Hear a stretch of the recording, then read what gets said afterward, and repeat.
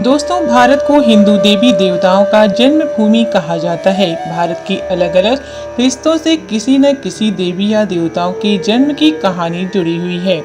दोस्तों, लेकिन क्या आपने कभी सोचा है कि हिंदू धर्म के सभी देवी देवताओं का जन्म आखिर भारत में ही क्यों हुआ? दोस्तों, हिंदू देवी देवताओं के सभी जन्म को समझने के लिए सबसे पहले आपको भारत के प्राचीन इतिहास को समझना होगा। भारत के प्राचीन इतिहास का वर्णन हमें कई पुराने और ग्रंथों में भी मिलता है। दोस्तों, आज आप जिस भारत को देख रहे हो, यह भारत पहला ऐसा बिल्कुल भी नहीं था और ना ही इतना छोटा था। हजारों साल पहले भारत बड़ा था और उस भाग को जम्बू द्वीप के नाम से जाना जाता था। जम्बू द्वीप के फैलाव क्षेत्र को में रोवर्स या इलाहाबाद के नाम से भी जाना जाता था। दोस्तों, भगवान राम के काल के हजारों वर्ष पहले प्रथम मनु स्वयंभू मनु के पौत्र और प्रियव्रत के पुत्र ने ही इस भारतवर्ष को बचाया था। हिंदू धर्म ग्रंथों में भारतवर्ष का नाम आखिर भारत कैसे पड़ा, इस बारे में अलग अलग कहानियां बताई गई हैं। कई लोगों का यह भी मानना है कि भगवान राम के भाई भरत के नाम पर ही भारत का नाम पड़ा। वहीं स्कंद पुराण के अनुसार कहा जाता है कि भारत नाम ऋषभवेद के पुत्र भरत के नाम पर पड़ा। पहले भारत का भौगोलिक क्षेत्र बहुत ही ज्यादा था, जिसके कारण इसे अखंड भारत भी कहा जाता था।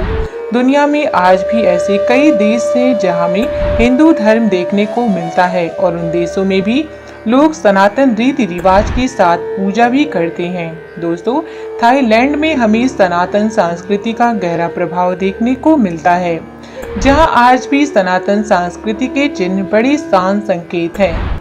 थाईलैंड में आज भी हिंदू धर्म का पताका शान से लहरा रहा है।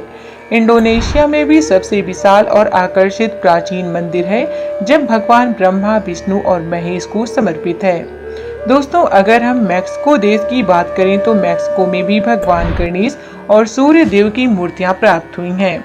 दोस्तों, विदेशों में भी हिंदू धर्म के देवी देवताओं के मंदिर का होने और यहाँ पर मिलने वाली मूर्तियाँ यहाँ के बहुत से लोगों का सनातन धर्म के रीति रिवाज से पूजा पाठ करना इस बात का प्रमाण देती हैं। अखंड भारत काफी दूर तक फैला हुआ था और आज जो कई नए देश बने हैं, उन देशों पर भी भारत का फैलाव था। हिंदू धर्म विश्व की दूर दूर हिस्सों तक फैला हुआ था।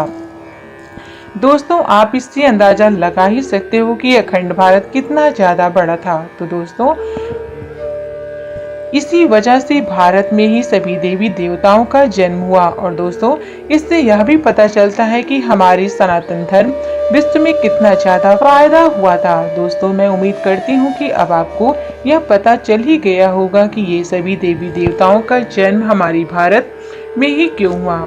हमारे इस महान सनातन धर्म के लिए कमेंट्स में जय हो सनातन धर्म जरूर लिखें और इसी तरह की वीडियोस के लिए हमारे चैनल को सब्सक्राइब जरूर करें। आपसे मिलते हैं अगले वीडियो में, तब तक के लिए खुश रहें, स्वस्थ रहें।